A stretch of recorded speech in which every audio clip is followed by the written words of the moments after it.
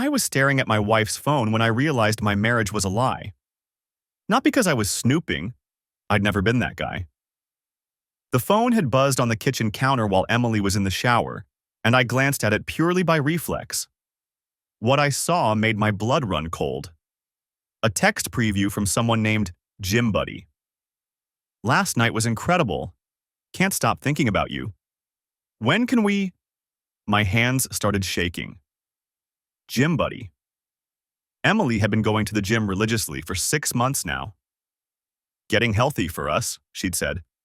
I want to look good for you, Tyler. I'd been proud of her dedication, encouraged it, even bought her new workout clothes for her birthday last month. The phone buzzed again. Another message appeared. My wife suspects nothing. We just need to be more careful. The world tilted sideways. I grabbed the edge of the granite countertop to steady myself. Married. This guy was married too. I heard the shower shut off upstairs. Emily would be down in 10 minutes, hair wrapped in a towel, smelling like her lavender body wash, asking me what I wanted for dinner like she did every Thursday evening. Like everything was normal. Like she wasn't destroying everything we'd built over the past 9 years. My phone was in my pocket. I made a decision in that split second that would define everything that came after. I picked up Emily's phone. I knew her passcode, we'd always been open about that, and started taking screenshots.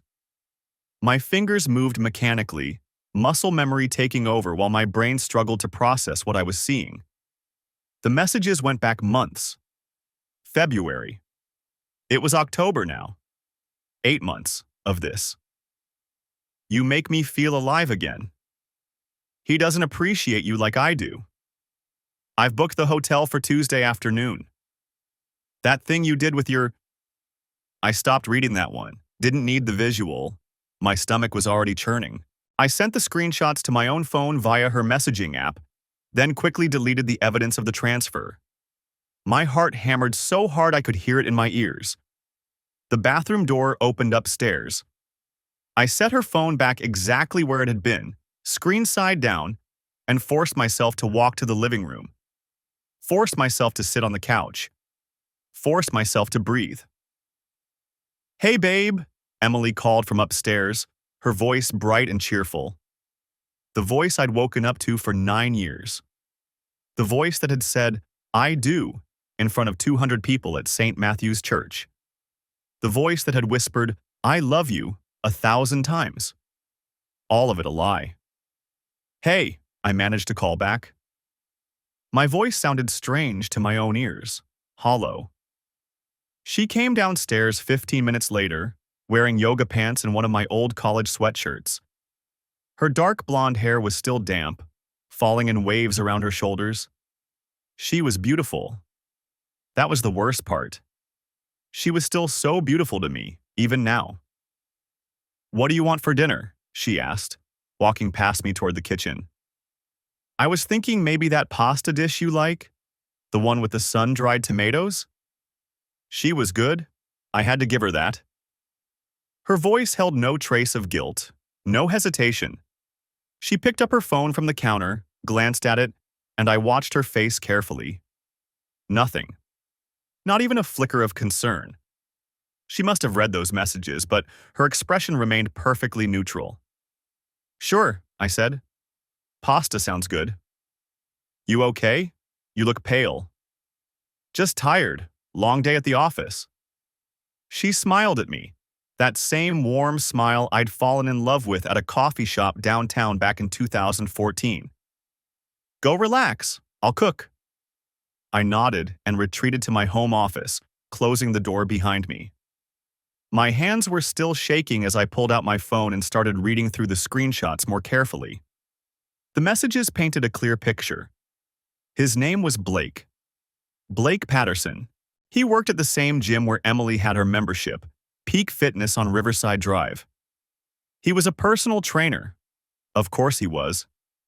The cliché of it all would have been funny if it wasn't currently destroying my life. They'd started talking in February. Innocent at first, or so the messages suggested. Workout tips, nutrition advice. Then it shifted. compliments about her form, comments about how dedicated she was, how beautiful she looked when she was focused. By March, they were meeting for coffee after her sessions. By April, they'd crossed a line. The messages from April made that abundantly clear, even with Emily's careful euphemisms. May brought hotel rooms, the Riverside Inn mostly, sometimes the Hampton on 5th Street. Always on Tuesday and Thursday afternoons. My longest days at the office when I typically didn't get home until 7 or 8. I checked my calendar. Today was Thursday. She'd been at the gym from 2 to 5. 3 hours. The nausea hit me hard. I barely made it to the office trash can before I threw up my lunch. "Tyler?" Emily's voice came from outside the door. "You okay in there?" "Fine," I choked out. "Just feeling a little sick. Might be something I ate." "Want me to get you anything?" "No, I'm good. Just need a minute." Her footsteps retreated. I heard her humming in the kitchen. Actually humming, like she didn't have a care in the world. I wiped my mouth and sat back in my desk chair, staring at my phone. The evidence was all there, clear, undeniable. The question was, what was I going to do about it? The shower shut off upstairs. I heard the glass door slide open, then the muffled sounds of Emily moving around the bathroom. Getting dressed, drying her hair. The mundane soundtrack of betrayal. I was still sitting on the couch, phone in my hands, stomach churning. I'd read enough. More than enough. 8 months of lies, compiled neatly in my photo gallery, time-stamped and dated. Evidence that would hold up anywhere.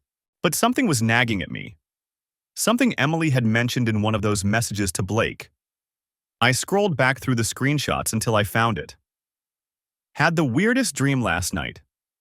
You were in it again. Dr. Winters says it's normal to process our relationship through dreams, but it still feels so vivid. I write them all down like she suggested." Blake's response. "Your therapist knows about us?" "God, no. I tell her I'm having stress dreams. She has me keep a journal. It actually helps. I can write about us without anyone knowing what it really means." A dream journal. I stood up, legs unsteady. Emily had been seeing Dr. Winters for about 6 months now. Working through some anxiety, she'd said. I'd been supportive, even paid the copays without question. Encouraged her to take care of her mental health? Of course I had. My feet carried me upstairs before I'd fully decided to move. The bathroom door was closed, hairdryer humming behind it. I walked past it to our bedroom, pulse hammering in my ears. Emily kept her journal in her nightstand. I'd seen her writing in it before bed sometimes, asked her about it once.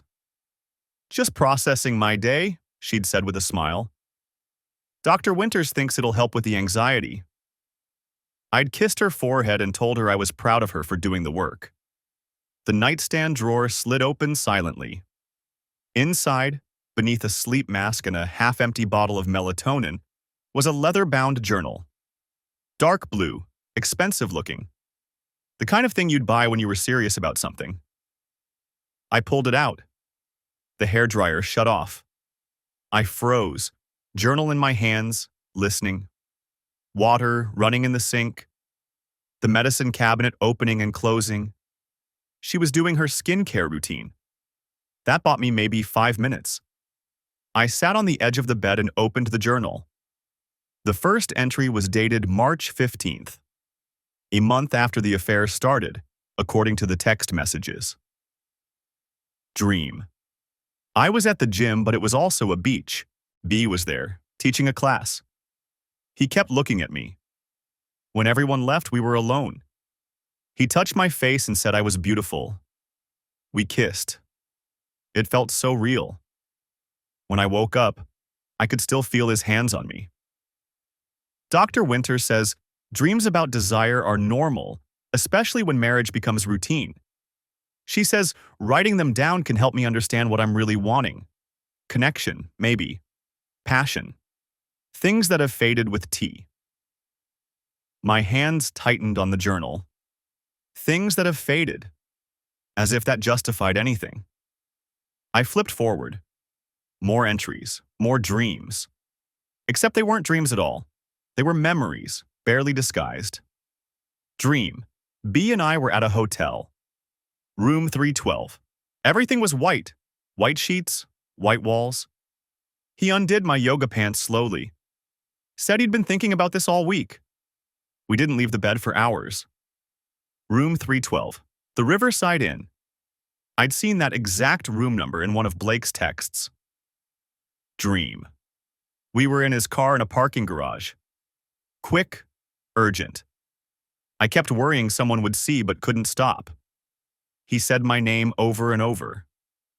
The parking garage at her gym. She'd mentioned it to Blake in a message. Level 3 is always empty after 2 p.m. Every dream was a real encounter, transcribed and filed away under the guise of therapy homework. Brilliant, really.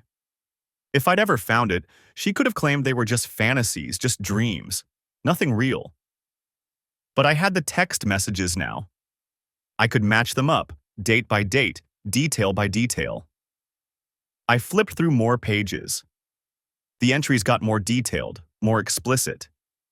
Descriptions of what Blake did, what she did, how it made her feel. Things she'd never done with me, or at least not in years. Then I reached a page that made my blood run cold. There was a doodle in the margin. A man's face, sketched in pen. Strong jawline, short hair, straight nose. Not particularly artistic, but detailed enough to be recognizable. Below it, she'd written, Blake Patterson, Peak Fitness. She'd drawn him. Looked him up, probably on LinkedIn or Facebook, and sketched his face in her journal like a lovesick teenager. I pulled out my phone and searched Blake Patterson Peak Fitness Seattle. His LinkedIn profile popped up immediately. Personal trainer, certified nutritionist, married to Jessica Patterson for 6 years. The face matched the doodle exactly. The bathroom door opened. I shoved the journal under the bed and stood up, heart slamming against my ribs. Emily walked out in her pajamas, soft cotton shorts and a tank top, hair wrapped in a towel. "Hey," she said, smiling. "I thought you were downstairs." "Just came up to grab my charger." The lie came easily. Too easily. She walked to her side of the bed, and for one terrible moment I thought she'd noticed the nightstand drawer wasn't quite closed all the way. But she just sat down and started rubbing lotion on her legs. "So, what sounds good for dinner?" "I'm thinking maybe that pasta dish you like, the one with the sun-dried tomatoes." I stared at her. This woman I'd been married to for 9 years. This stranger who could sketch her lover's face in a journal and then offer to make me dinner without missing a beat. "Actually, I'm not that hungry," I said. "Think I'll just make a sandwich later." "You okay? You look pale." "Just tired. Long day." She nodded, sympathetic. "Well, I'm going to make myself something light. Let me know if you change your mind." She left the room, towel drying her hair as she went. I heard her footsteps on the stairs heading to the kitchen. I pulled the journal back out from under the bed. There were more doodles scattered throughout. His hands. His smile. One page had Mrs. Emily Patterson written in cursive, then scribbled out. Like she'd been testing how it looked, how it felt. The last entry was from yesterday. Wednesday. Dream. B and I were at a cabin somewhere. Mountains, maybe. No one else around for miles. We had all the time in the world. He said he loved me. I said it back. It felt true. Dr. Winters asked today if I'm happy in my marriage. I said yes, but I think she could tell I was lying. She suggested maybe T and I need couples therapy. I told her I'd think about it. I don't know what I'm doing anymore. This started as just physical, just fun, but it's becoming something else. B makes me feel alive in a way I haven't felt in years. When I'm with T, I'm just going through the motions. Cooking, cleaning, pretending everything is fine. I need to make a decision soon. I can't keep living like this. I closed the journal. She was right about one thing. She couldn't keep living like this. But neither could I.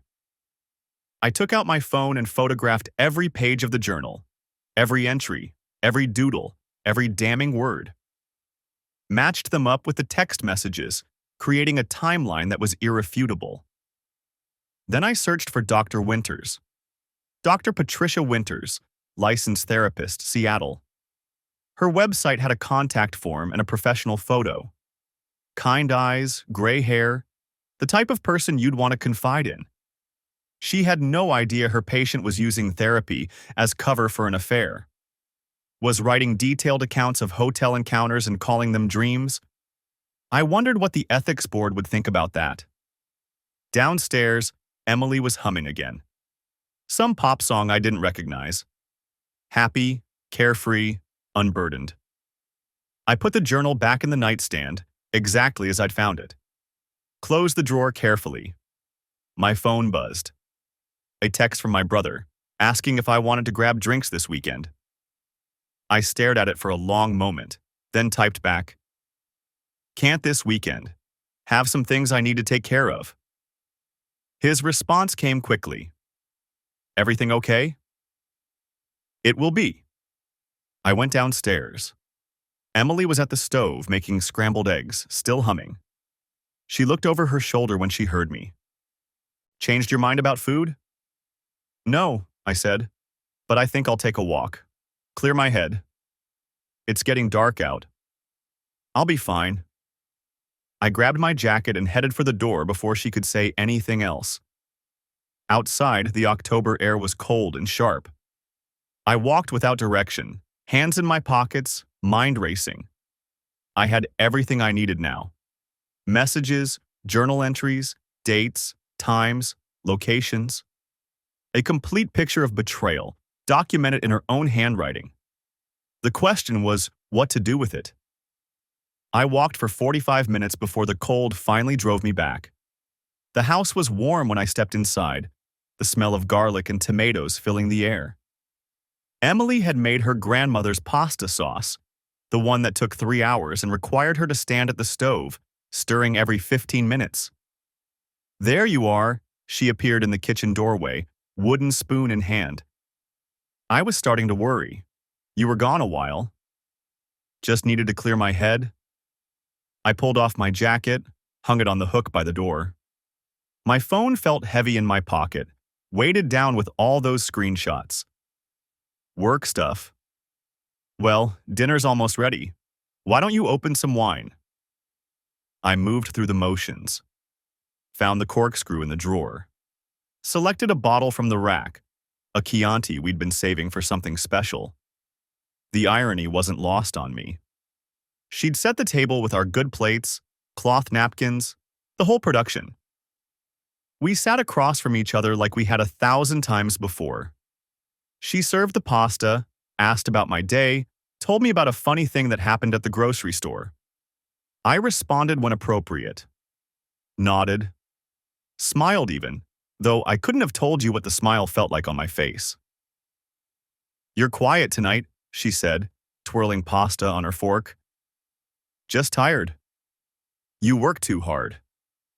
She reached across the table, squeezed my hand.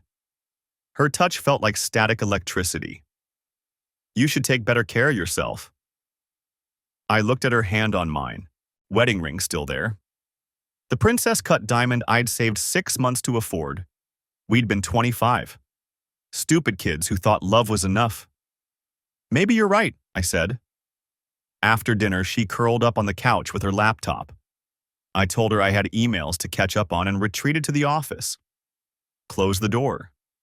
Sat in the dark for a while, just breathing. Then I opened my laptop and got to work. The dream interpretation forum was called Dreamscape.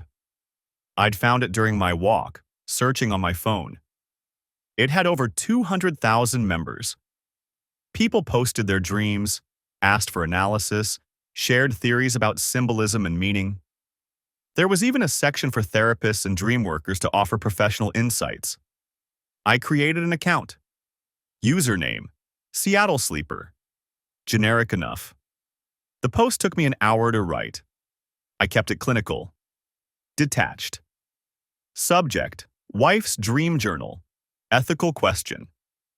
I recently discovered my wife's dream journal and I'm struggling with what I found. Her therapist recommended she keep it to work through anxiety. The entries are extremely detailed, romantic and intimate encounters with a specific man, physical descriptions, locations, even sketches of his face. Here's what troubles me. The details match real places and real people. I recognize the man from the sketches, found him on LinkedIn. The hotel room numbers she dreamed about are real rooms at real hotels. Dates and times align with gaps in her schedule. Either she's having incredibly prophetic dreams about cheating, or she's documenting an actual affair and disguising it as dream analysis for her therapist. Question for the therapists here. Is this a known manipulation tactic? Can dream journals be used to hide affairs? And what are the ethical obligations if a therapist unknowingly provides cover for infidelity? Her therapist is Dr. A. Winters, practicing in Seattle, WA. I'm not trying to cause trouble, but I feel this professional should know their therapeutic tools are being weaponized. I attached 3 photographs. The journal pages were clearly visible. Emily's handwriting, the sketches, the damning details. I'd been careful to crop out anything that showed her full name, but her first name appeared in several entries. The doodles of Mrs. Emily Patterson were prominently featured. I tagged it with every relevant keyword I could think of: dream analysis, therapeutic ethics, Seattle therapists, dream journaling, infidelity, professional boundaries. Then I posted it. The first response came within 10 minutes. Dreamweaver 22. Oh, wow, I'm so sorry you're going through this. But yes, this is absolutely a real thing. I'm a licensed therapist, and I've seen clients use therapeutic homework as alibis. The dream journal angle is particularly clever because it gives plausible deniability. I was just writing down my dreams. I can't control what I dream about. Sleep science. Those sketches are way too detailed to be from dreams. Dream recall doesn't work like that. You don't remember facial features clearly enough to draw them, unless you're looking at a reference. This is documentation, not dream work. Therapist Kim. Dr. Winters should be notified immediately. This is a serious misuse of therapeutic tools. If she's billing insurance for these sessions while the client is actively deceiving her, there could be fraud implications too. The thread exploded. Within 2 hours, it had 300 comments. People shared similar stories. Therapists weighed in on ethics. Someone even claimed to know Dr. Winters professionally and said they'd forward the thread. I sat back and watched it spread. Around 11, Emily knocked on the office door. "You coming to bed?" "Soon, just finishing something up." "Don't stay up too late." She kissed the top of my head. Her lips felt like ice. I waited until I heard the bedroom door close. Then I went to the garage. The fire pit sat in the corner, unused since last summer's barbecue. I carried it out to the backyard, set it up on the concrete patio. The night was clear and cold, stars visible despite the city lights. I'd taken the journal from the nightstand while Emily was in the shower. She kept it in the drawer, under a stack of magazines. Like that would hide it. The pages felt thin between my fingers. Months of documentation. Her handwriting looping across line after line, describing everything she'd done with him. Everything she'd felt. I tore out the first page and held it over the fire pit. The lighter clicked 3 times before it caught. The paper curled as it burned, Emily's words blackening and disappearing. The sketch of Blake's face melted into ash. Page by page, I fed it to the flames. February's entries. March. April. The progression of the affair documented in her careful handwriting, all of it turning to smoke. "I hope you dreamed this too," I said to the fire. The last page was her most recent entry, the one about going through the motions with me, about needing to make a decision. I held it longer than the others, reading it one final time in the firelight. Then I let it go. The journal's cover was last. Leather-bound, expensive, the kind of thing you buy when you think you're doing important personal work. I watched it bubble and char. When it was done, I stirred the ashes with a stick until nothing remained but gray powder. Then I dumped water over it, washing it all down the patio drain. Inside, I checked the forum one more time before bed. The thread had over 1,000 comments now. Someone had created a separate post discussing the ethics of dream journaling. Another person claimed they'd sent the information directly to the Washington State Licensing Board. I cleared my browser history, deleted my account, erased every trace. Upstairs, Emily was asleep, or pretending to be. She lay on her side, facing away from me, breathing slow and even. I got into bed and stared at the ceiling. My mind was quiet for the first time in hours. Empty. The rage had burned itself out along with the journal. My phone buzzed on the nightstand. A text from an unknown number. "This is Dr. Winters' office. We need to speak with Emily regarding her treatment. Please have her call us at her earliest convenience." I deleted it. She'd get the message herself soon enough. Next to me, Emily shifted in her sleep, murmured something I couldn't make out. I closed my eyes and waited for morning. The bedroom door clicked shut behind me at 11:47 p.m. Emily was already asleep, her breathing deep and even, one arm draped across my side of the bed like she'd been reaching for me. Like she missed me. The performance continued even in unconsciousness. I stayed on the couch.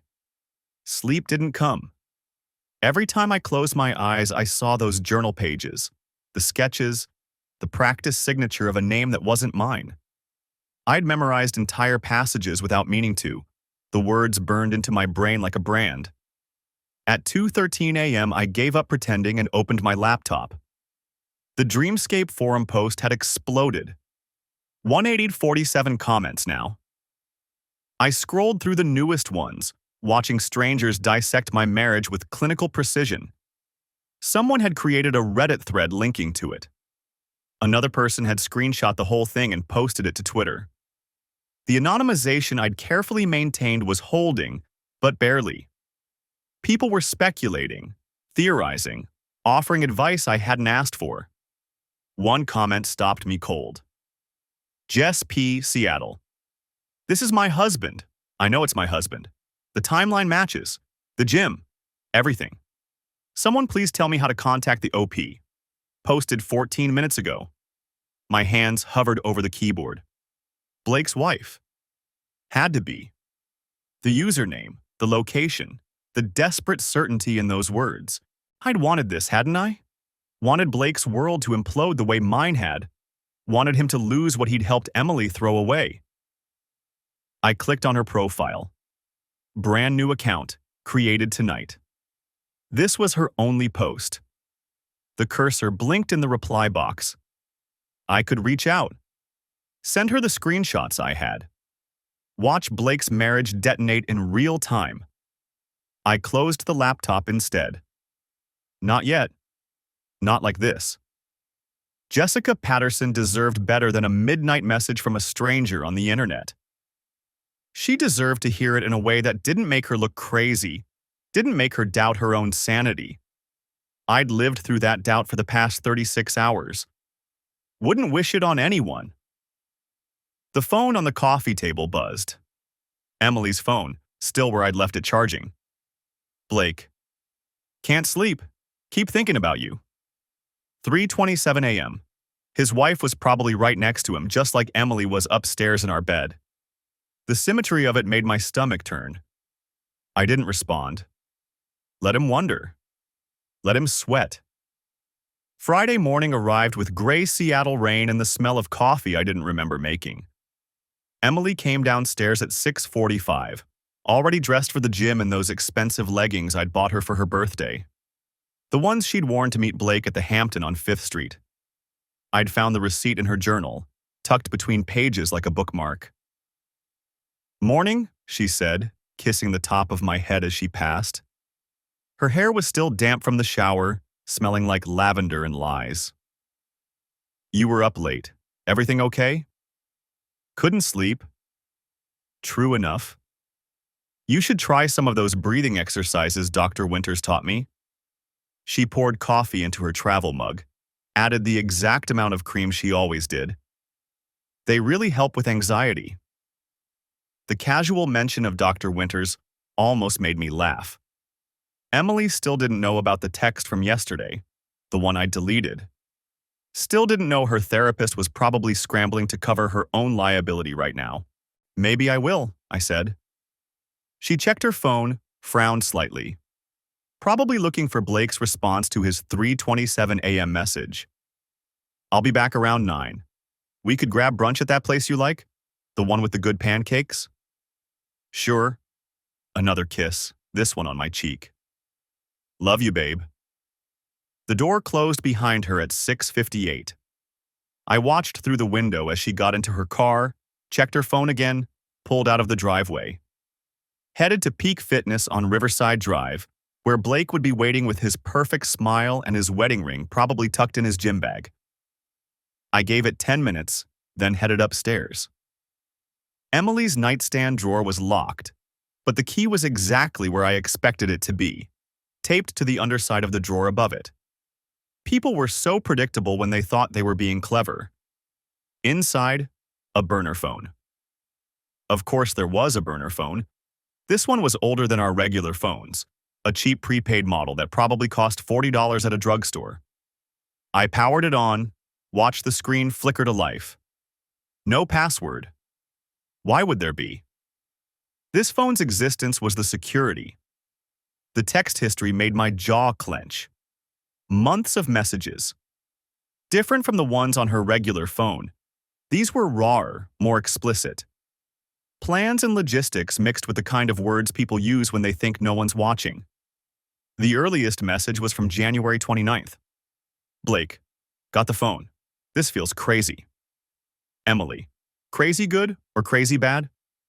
Blake, "Both. When can I see you?" I photographed every conversation, methodical, thorough, the same way I documented everything else. The phone's camera roll was worse. Pictures I didn't let myself look at for more than a second.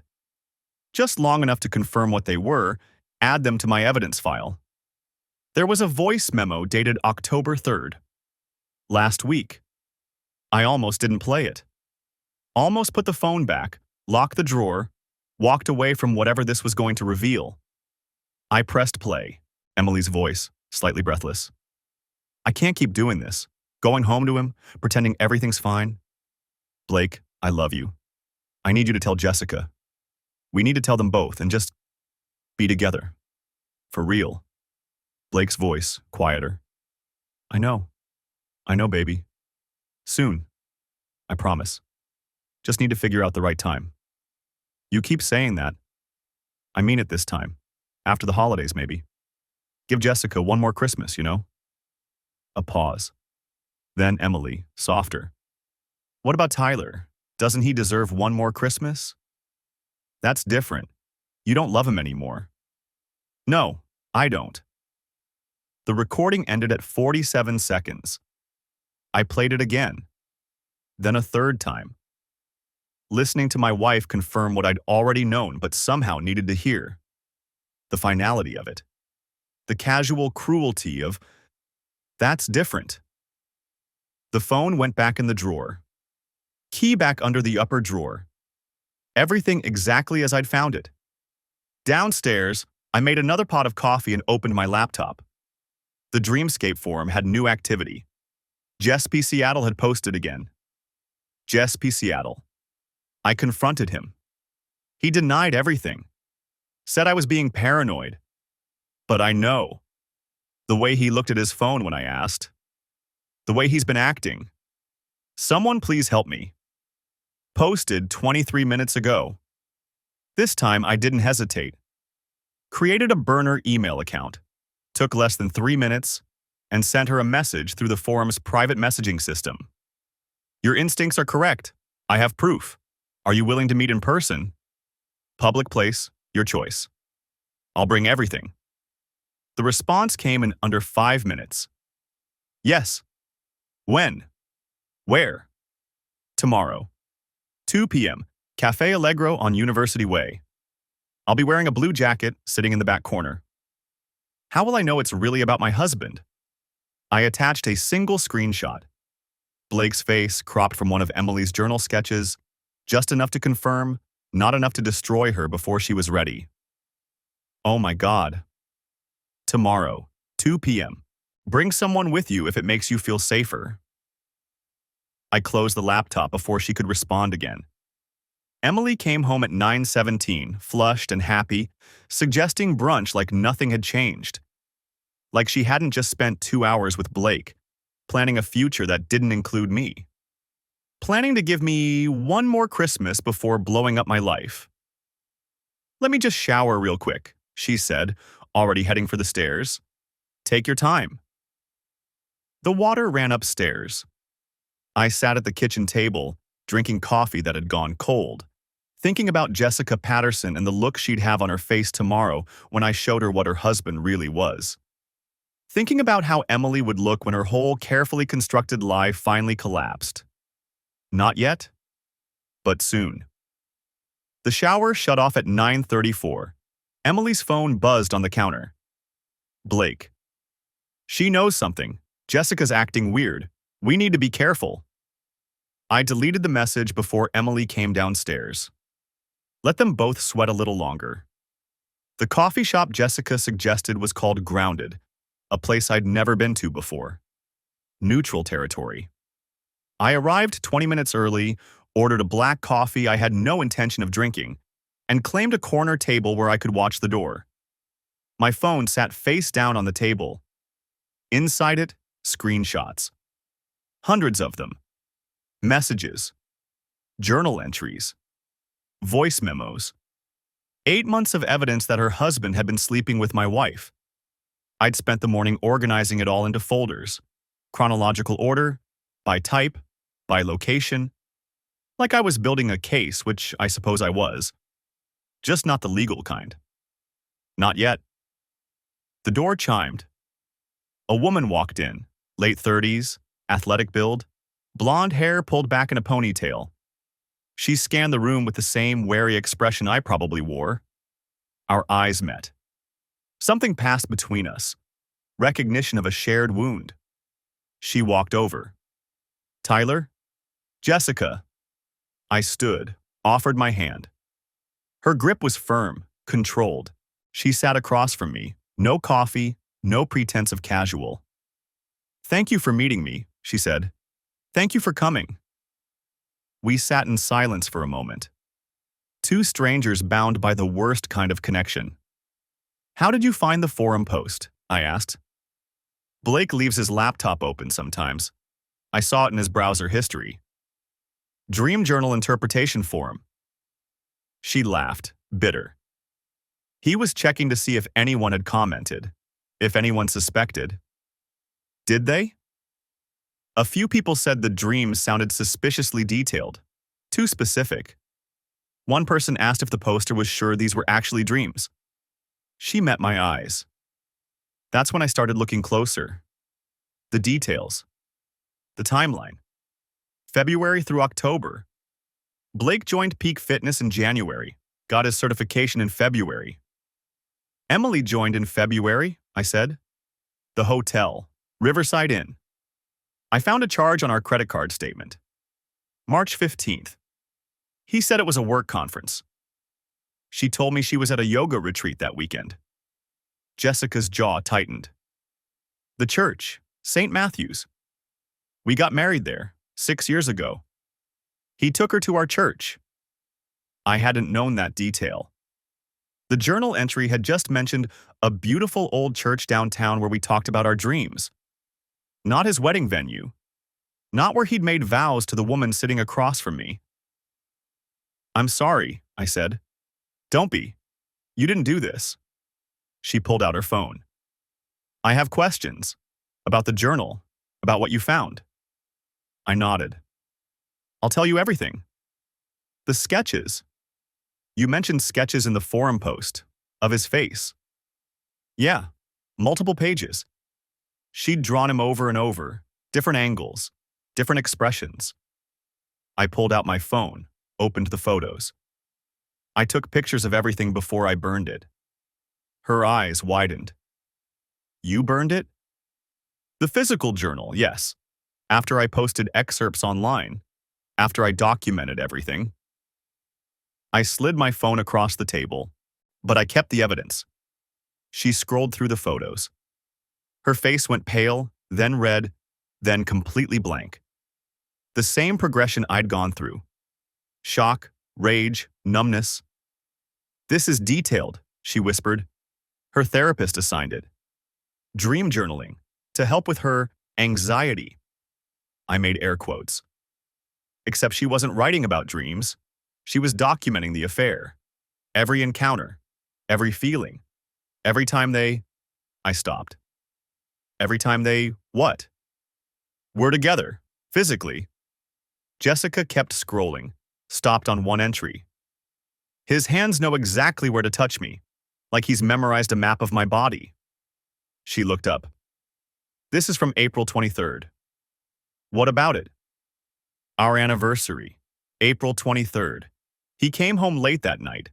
Said he had to cover a late client session." Her voice cracked. "He showered immediately. Said he was sweaty from demonstrating exercises." I remembered that date. Emily had come home around 9, cheerful, relaxed. Said her therapy session had been really productive. She'd kissed me, tasting like mint. I'd thought she'd stopped for gum on the way home. "There's more," I said. "Voice memos. On a burner phone she kept hidden." "A burner phone?" "Found it in her gym bag, taped inside a zippered pocket." I opened another folder. I transferred the files to my phone. "Do you want to hear them?" Jessica hesitated. "Yes." I selected the most damning one. The one where Emily said she didn't love me anymore. Where she planned to leave after Christmas. Where she called Blake the love of her life. I hit play. Emily's voice filled the small space between us. Intimate, confessional, completely unguarded. "I don't know how much longer I can do this. Living with Tyler, pretending everything's fine. Blake, you're all I think about. When I'm with him, I'm with you. When he touches me, I close my eyes and imagine it's you. Is that terrible? I feel terrible. But not terrible enough to stop." Jessica's hands clenched into fists. The recording continued. "I've decided. After Christmas. I'll tell him after Christmas. I can't ruin the holidays for his family. They've always been so good to me. But January, I'm done. I want to be with you. Only you. We can figure out the rest. Your marriage, my marriage. We'll figure it out together." I stopped the playback. "There are 17 more like that." "Does she mention me?" Jessica's voice was flat. "Sometimes. She calls you the wife. Says Blake is conflicted, that he cares about you but isn't in love with you anymore." I paused. "She says the same thing about me." "When was this recorded?" I checked the date. October 2nd, 12 days ago. He told me he loved me on October 1st, our anniversary dinner. Looked me right in the eye and said I was the best thing that ever happened to him. We sat in silence. Around us, the coffee shop hummed with normal life. Students studying, couples chatting, people whose worlds hadn't imploded. "What do you want to do?" I asked finally. "I want to destroy them both." She said it calmly, matter of fact. "I want them to feel exactly what we're feeling right now." "Okay. Okay. I want the same thing." I leaned forward. "But we need to be smart about it, strategic. You've been planning this." Since I found the journal, yes. Tell me. I outlined what I'd done so far. The forum post, the screenshot sent to Dr. Winters, the documentation. Jessica listened, nodding occasionally, her expression hardening with each detail. The therapist will drop her, she said when I finished. Already happened. Dr. Winters emailed her yesterday. I saw it on Emily's laptop. Ethical concerns regarding therapeutic boundaries and honesty. Good. What else? I've been documenting everything. Times, dates, locations, credit card statements, phone records. I pulled our cell phone bills going back to February. She's been texting Blake's number, the one I found in the burner phone, an average of 47 times per day. Blake's been distant, Jessica said. Distracted, always on his phone. I thought he was stressed about work, about building his client base. She laughed bitterly. He was building something, all right. How do you want to handle this? I asked. Confrontation, divorce, public exposure? All of it. She met my eyes. I want them exposed, humiliated. I want everyone to know exactly what they did. Peak Fitness has a morality clause in their trainer contracts. I checked. Relationships with clients are grounds for immediate termination. How do you know that? I called, pretended I was interested in training, asked about their policies. Very thorough vetting process, they said. Very strict ethical standards. I smiled without humor. Blake signed an agreement. Jessica's eyes gleamed. Send me everything you have. Every screenshot, every recording, every journal entry. What are you going to do? I'm going to his boss, to the gym owner, with documentation, with evidence, with proof that their star trainer has been violating every ethical standard they claim to uphold. They'll fire him. I'm counting on it. I started airdropping files to her phone. Hundreds of them. She watched the progress bar, her expression unreadable. What about Emily? She asked. I haven't confronted her yet. She doesn't know I found anything. You're still living with her? Sleeping next to her? In the guest room. I told her I've been having back problems. She believed me, or pretended to. How can you stand it? I'm gathering evidence for the divorce. Washington is a no-fault state, but adultery still matters for asset division, for spousal support. I want every advantage. Jessica nodded slowly. You've thought this through. Every detail. Good, she stood. I'm going to Peak Fitness tomorrow morning. 9 a.m., Blake's first client session. I'm going to walk in with printed copies of everything and hand them directly to the owner. Emily has a session with Blake tomorrow at 10. Perfect. She can watch him get fired. We exchanged numbers, made plans to coordinate. Two strangers united by betrayal, building a strategy for mutual destruction. As Jessica walked toward the door, she turned back. Tyler, thank you for reaching out, for the evidence, for not letting them get away with this. We're not done yet. No, she agreed. We're just getting started. The alarm went off at 6:30 a.m., same as every morning. I'd been awake for hours. Emily stirred beside me, her hand reaching out to slap the nightstand until she found her phone. The real one. The one she kept in plain sight because it only had the sanitized version of her life on it. Morning, she mumbled, rolling toward me. I kept my eyes closed. Felt her kiss my shoulder before she got up and padded to the bathroom. The shower started a few minutes later. My phone was already in my hand under the covers. I pulled up the text thread with Jessica. On my way. Peak Fitness opens at 8. Manager arrives at 8:30. I'll be waiting. She'd sent it at 6:15 a.m. I typed back, good luck. 3 dots appeared immediately. We don't need luck. We have evidence.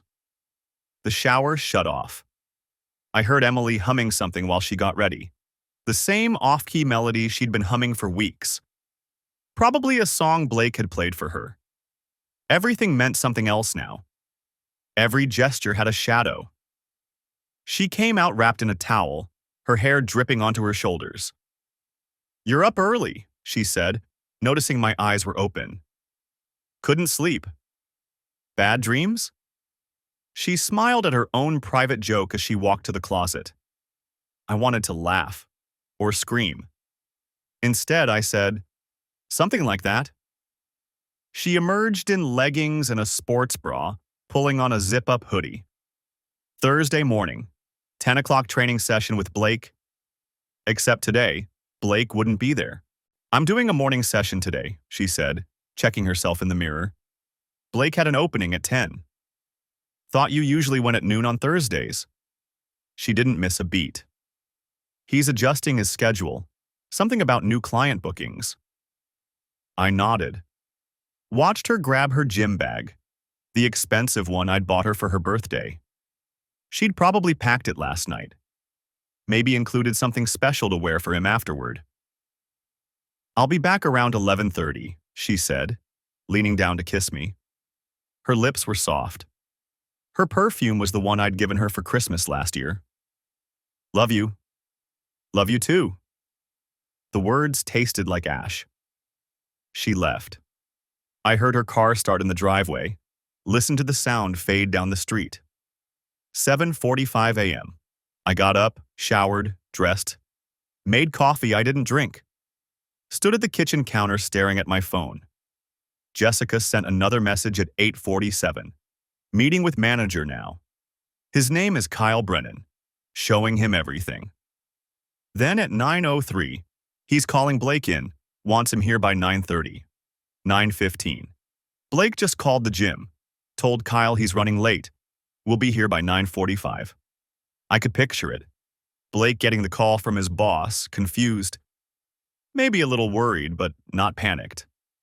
He'd have no idea what was coming. Would probably think it was about schedule changes or a client complaint. Something minor. Emily would be getting ready right now. Probably at home still, or maybe grabbing a coffee. She'd be excited. Thursday mornings with Blake were her favorite. I'd figured that out from the journal entries. Thursdays, she always came home glowing. My phone buzzed. "Jessica." "He's here." I sat down on the couch, checked the time. 9:48 a.m.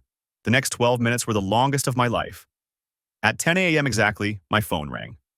"Jessica." "It's done," she said. Her voice was shaking but steady. Kyle fired him on the spot, effective immediately. Blake tried to deny everything at first, but Kyle had already pulled the security footage. Security footage? From the gym.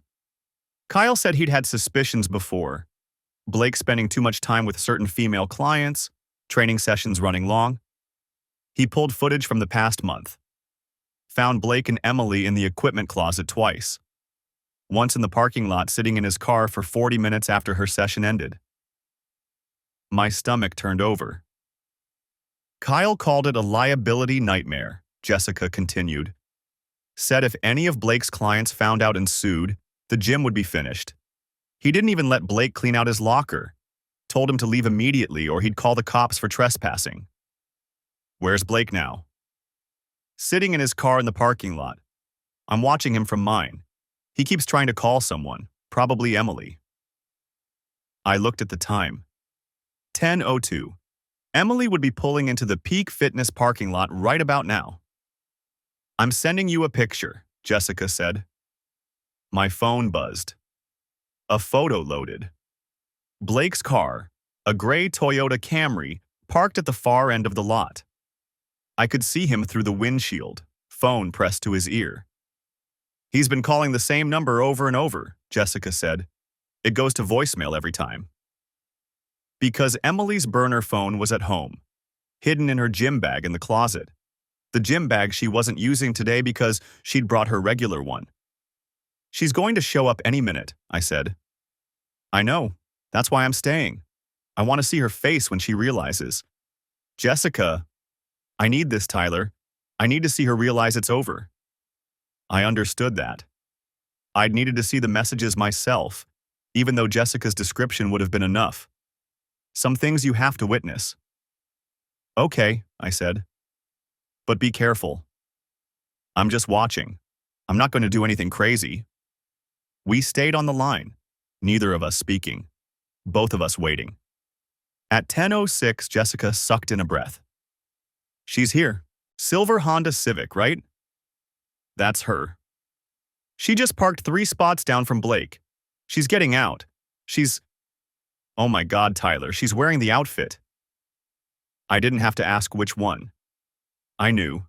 The teal sports bra and matching leggings. The ones from the journal entry dated September 12th, where she'd written, "He said the teal makes my eyes look like the ocean. Said he wants to drown in them."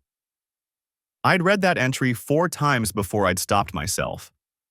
She's walking toward the gym, Jessica narrated. She hasn't seen Blake's car yet. She's checking her phone. Now she's looking confused. Wait, Blake just got out of his car. He's calling to her.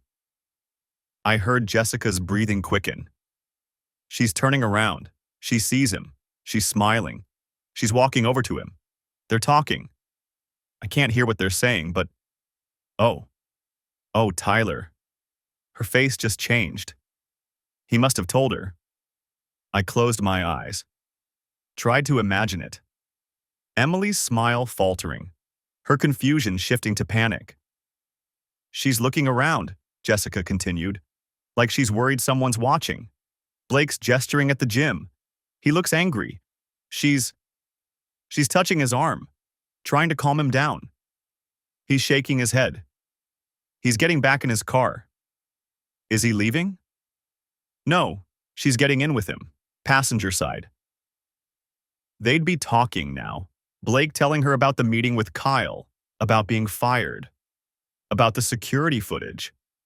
Emily would be calculating, trying to figure out how bad it was, whether anyone knew about them beyond the gym. She wouldn't know about the journal yet. Wouldn't know about Jessica and me comparing notes. Wouldn't know that her carefully constructed cover story was already in ashes. They're just sitting there, Jessica said, talking. She keeps shaking her head. Now I think she's crying. Blake's not comforting her. He looks pissed. He's saying something and she's crying harder. The Blake from the text messages would have held her, would have told her everything would be okay. But that Blake had existed when he had a job and a future.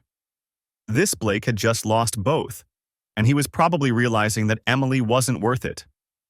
She's getting out of the car, Jessica said. She's walking back to hers. She's not looking at him. Tyler, she just peeled out of the parking lot. She's gone.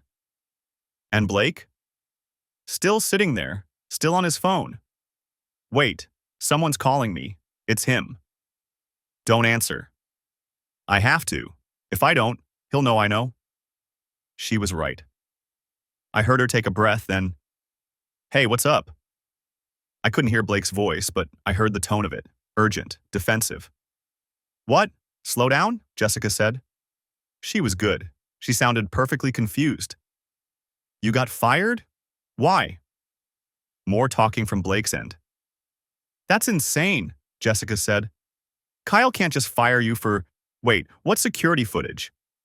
She let him talk, let him spin whatever version of events he'd prepared. "Blake, I don't understand. Why would Kyle think you were having inappropriate relationships with clients? Have you been—" He cut her off. I heard his voice rise. "Don't yell at me," Jessica said, her own voice hardening. "I'm trying to understand what happened. You're saying Kyle made all this up? That there's no evidence of anything?" The irony would have been funny if it wasn't so sad. "Come home," Jessica said. "We'll figure this out. Just come home and we'll talk." She hung up. "He's coming home," she told me. "He thinks I believe him. He actually thinks I'm going to help him fight this." "What are you going to do?" "I'm going to let him walk in and see his bags packed in the driveway. I'm going to hand him divorce papers, and I'm going to tell him I know everything." Her voice didn't shake anymore. "Thank you," she said, "for the evidence, for meeting with me, for giving me the truth." Thank you for believing it. We hung up. It was 10:23 a.m. Emily would be home soon. I was sitting at the kitchen table when Emily's car pulled into the driveway at 10:47 a.m. She didn't come in right away. Through the window, I watched her grip the steering wheel, head bowed. Her shoulders shook. After 3 minutes, she wiped her face, checked herself in the rearview mirror, and got out. The front door opened. She walked in carrying her gym bag, eyes red but dry now. "Hey," she said, her voice carefully neutral. "You're still home?" "Took the day off." She froze for half a second. "Oh, are you feeling okay?" "We need to talk." The gym bag slipped from her fingers. "About what?" I pulled out my phone and set it on the table between us. Opened the photo gallery. Turned it so she could see the screen. Her face went white as she recognized her own handwriting. The journal pages. The sketches of Blake's face. "Tyler, I can explain." "Don't." I swiped to the next image. Text messages. Then the next. The burner phone conversations. I know everything. The affair. The hotels. The lies. All of it. She sank into the chair across from me. "How long have you known?" "Since last Thursday, when his text came through on your phone while you were in the shower." "Last Thursday?" Her voice cracked. "You've known for a week and didn't say anything?" I needed to be sure. Needed documentation. I swiped through more photos. Your dream journal was particularly helpful. Very detailed. Dr. Winters probably wishes you'd been more honest with her about what those dreams really were. You burned it. It wasn't a question. I looked for it yesterday. It was gone. After I photographed every page. Emily put her face in her hands. "Blake got fired this morning." "I know. Jessica called me." Her head snapped up. "Jessica? Blake's wife Jessica?" "We met yesterday, compared notes. Turns out you and Blake weren't as careful as you thought." I stood up, walked to the counter. Poured myself coffee that had gone cold hours ago. Security footage from the gym, the equipment closet, his car. Kyle Brennan was very thorough once Jessica showed him the evidence. "You did this." Her voice hardened. "You got him fired. You ruined his life." "No, Emily, you did that. Both of you. I just made sure there were consequences." She stood abruptly, chair scraping against the floor. "You had no right." "I had every right." The words came out louder than I intended. "You're my wife. You stood in front of everyone we know and promised to be faithful. You looked me in the eye every single day for 8 months and lied. You used therapy as a cover story. You kept a burner phone. You planned to leave me after Christmas like I was some obligation you had to get through. You listened to the voice memos. Every single one." She crumpled back into the chair. "What happens now?" I pulled an envelope from my laptop bag and set it on the table. "Divorce papers. My attorney filed them this morning. You're being served officially tomorrow, but I wanted you to see them first." Her hands shook as she opened the envelope. "You're asking for the house, the cars, everything. Washington is a no-fault state, but adultery matters for asset division, especially when it's this well-documented. My lawyer thinks we have a strong case. I'll fight this. You can try. But I have 8 months of evidence, text messages, journal entries in your own handwriting, voice recordings where you explicitly state you don't love me anymore, photos, security footage, a therapist who's willing to testify about how you misused therapeutic tools." I sat back down. "You can fight it. You'll lose." The fight went out of her. "I didn't mean for it to happen like this." "How did you mean for it to happen?" "I don't know. Blake made me feel alive again. Made me feel seen." "I saw you every day, Emily. I was right here." "That's not what I mean." "I know exactly what you mean. You wanted excitement, passion, something new." I leaned forward. "You could have talked to me. Could have suggested counseling. Could have done literally anything except lie to me for 8 months while you slept with someone else. Would you have listened? Really listened? You were always working, always tired, always... Don't, I cut her off. Don't make this about me not paying enough attention. You made a choice. Own it. She was crying now. Real tears, not the calculated ones she'd probably cried in Blake's car an hour ago. What about us? 9 years, Tyler. Doesn't that mean anything? It meant everything. To me. I stood up. I'm staying at a hotel for the next few days. You have until Sunday to move your essential items out. After that, I'm changing the locks. This is my house, too. Read the papers. My name is on the deed. Yours isn't. You'll get your share in the settlement, but you're not living here anymore. Where am I supposed to go? That's not my problem. Maybe Blake has a room now that Jessica kicked him out. Her face crumpled. She kicked him out? This morning, right after he got home, had his bags packed and divorce papers waiting. I grabbed my keys from the counter. You two can figure it out together. You wanted to be with him so badly. Now you can be. Tyler, please. Goodbye, Emily. I walked out before she could say anything else. Got in my car and drove to the Marriott downtown where I'd booked a room for the next week. My phone buzzed as I was checking in. Jessica. Blake came home to packed bags and papers. He's losing it. Keeps calling me. I blocked his number. I typed back, just left Emily. She knows everything. How'd she take it? About as well as expected. Tried to blame me for not paying enough attention to her. Blake said the same thing, that I was always working, always busy, like that justified anything.